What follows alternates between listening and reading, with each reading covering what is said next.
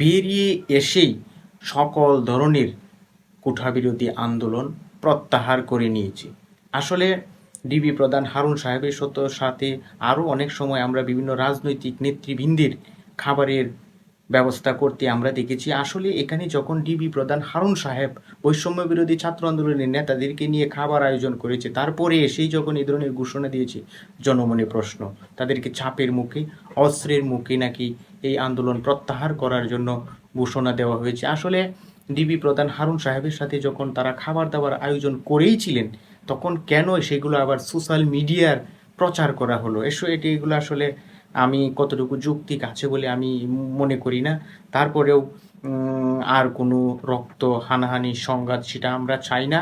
এখানে বৈষম্য বিরোধী ছাত্র আন্দোলনের অন্যান্য নেতারা বলতেছে তাদেরকে নাকি জোরপূর্বক অস্ত্রের মুখে এই আন্দোলন প্রত্যাহারের ঘোষণা দেওয়া হয়।